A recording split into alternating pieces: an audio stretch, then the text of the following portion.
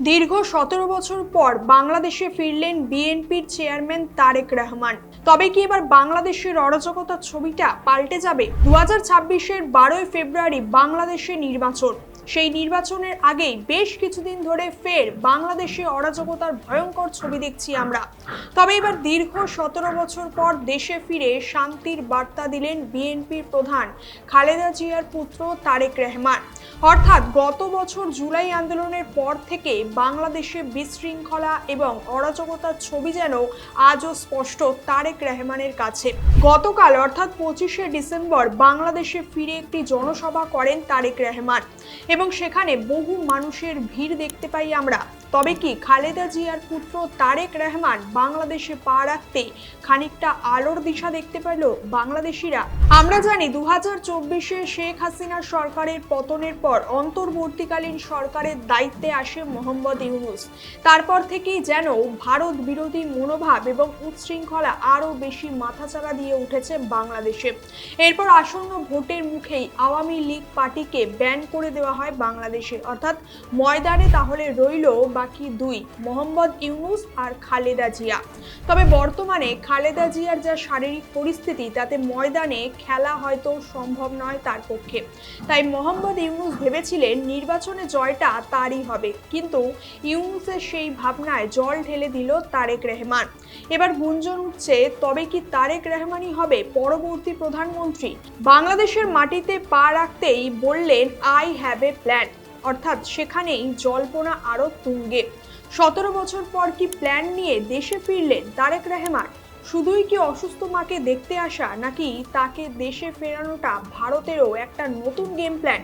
এই সমস্ত বিষয় নিয়ে আলোচনা করব আজকের এই ভিডিওতে। বর্তমানে বাংলাদেশের যা পরিস্থিতি তা কিন্তু নতুন কিছু নয়। ১৯৭১-এর পর থেকে প্রায়শই উত্তপ্ত হয়ে ওঠে বাংলাদেশ। ২০২৪-এর কোটা বিরোধী আন্দোলন কিভাবে সরকার বিরোধী আন্দোলন হয়ে উঠেছিল তা আমরা প্রত্যেকেই দেখেছি। তবে ২০২৬-এর নির্বাচনের ঠিক আগে আবারও ফের উত্তপ্ত হয়ে উঠেছে বাংলাদেশ। দীপু চন্দ্র দাস, অমিত মণ্ডলের মতো বাংলাদেশি সংখ্যালঘু হত্যার ঘটনা নাড়িয়ে দিয়েছে গোটা ভারতবাসীকে। আর তার ফলেই কি তবে তারেক রহমানের আগমন বাংলাদেশে? জামাতে ইসলামের সঙ্গে যে বিএনপির কোনো সম্পর্ক নেই তা আমরা জানি। আর মোহাম্মদ ইউনূস ক্ষমতায় থাকাকালীন তো এতদিন জামাতদেরই দাদাগিরি চলছিল বাংলাদেশে। আর বর্তমানে তারেক রহমান দেশে ফেরা মানে তো আওয়ামী লীগের মূল প্রতিদ্বন্দ্বী দল ফের ক্ষমতায় চলে আসা। তাহলে কি এবার ছাত্র নেতা দ্বারা সংগঠিত এনসিপি আর জামাতের আধিপত্য নষ্ট হতে চলেছে বাংলাদেশে? আর এই মুহূর্তে তা হলেও মন্দ হবে না। তার কারণ বাংলায় একটা প্রবাদ আছে, নেই মামার থেকে কানা মামা ভালো। আমরা জানি এই মুহূর্তে বাংলাদেশে যা পরিস্থিতি, সেক্ষেত্রে সেখানে আওয়ামী লীগের ক্ষমতায় আসা বেশ চাপের।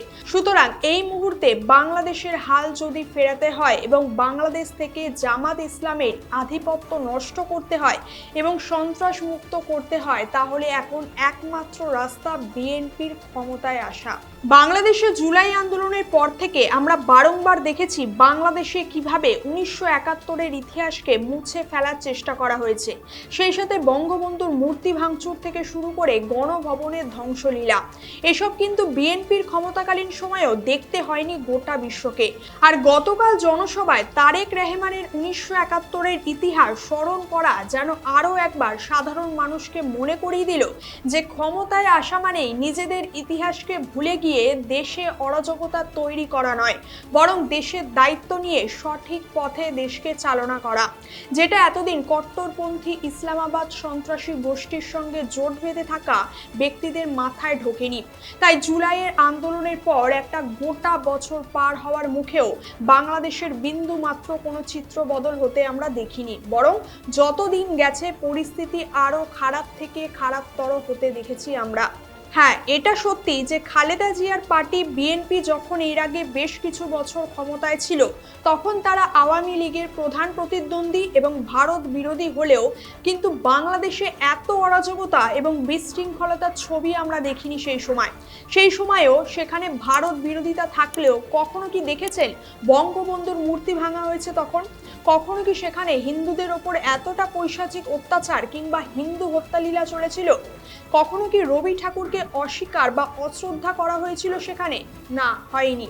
আর বৈদেশিক ষড়যন্ত্রের হাতের পুতুল মোহাম্মদ ইউনূস এনসিপি এবং জামাতের সঙ্গে হাত মিলিয়ে এতদিন বাংলাদেশে চলা অশান্তিকে আরও যেন প্রশ্রয় দিয়ে গেছে, যা বিএনপির আমলেও এতটা মাথাচাড়া দিয়ে উঠতে পারেনি বাংলাদেশে। তাই দীর্ঘ 17 বছর পর তারেক রহমানের বাংলাদেশে প্রত্যাবর্তন যেন বাংলাদেশের রাজনৈতিক সমীকরণ বেশ অনেকটাই বদলে দিতে পারে বলে মনে করছে অধিকাংশ রাজনৈতিক বিশ্লেষকরা। অন্যদিকে আমরা জানি বছর ঘুরতেই ফেব্রুয়ারি মাসে বাংলাদেশের নির্বাচন হবে, আর সেই নির্বাচনে যাতে বিনা প্রতিদ্বন্দ্বিতায় ক্ষমতা নিজের হাতেই ধরে রাখতে পারা যায় সেই চেষ্টাই করে চলেছে ইউনূস। আর সেই জন্যই আওয়ামী লীগকেও নিষিদ্ধ করে নির্বাচনের বাইরে রাখা হয়েছে।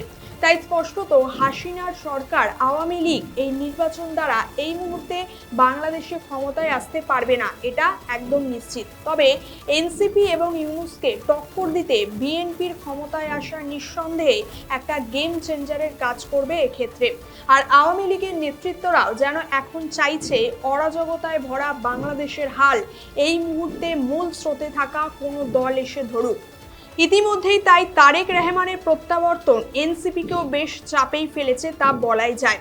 আর যেহেতু তারেক রহমানের মন্তব্য ৭১-এর যুদ্ধের কথা সাধারণ মানুষকে ফের মনে করিয়ে দিয়েছে, তাই নিঃসন্দেহে এটা বলাই চলে যে আর যাই হোক বিএনপি পাকিস্তান ঘেঁষা অন্তত নয়। সুতরাং আসন্ন নির্বাচনে তারেক রহমানের নেতৃত্বে বিএনপির সমস্ত শক্তি দিয়ে লড়লে ধুলোর মতো উড়ে যাবে এনসিপি এবং জামাতে ইসলাম।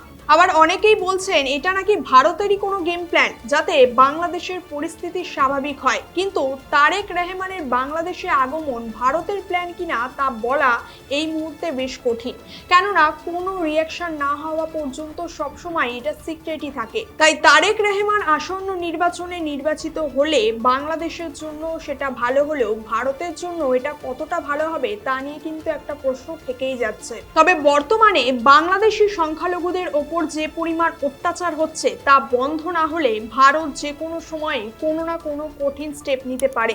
আর বাংলাদেশে যে সরকারই আসুক না কেন, সেটা তারেক রহমানই হোক বা মোহাম্মদ ইউনূস কিংবা অন্য কেউ, ভারতের বিরুদ্ধে ষড়যন্ত্র করলে তার ফল কিন্তু ভুগতে হবে বাংলাদেশকেই। আজকের আলোচনার বিষয় এখানেই শেষ করছি। এ বিষয়ে আপনার মতামত জানাবেন অবশ্যই কমেন্ট করে। ধন্যবাদ, সকলে ভালো থাকবেন।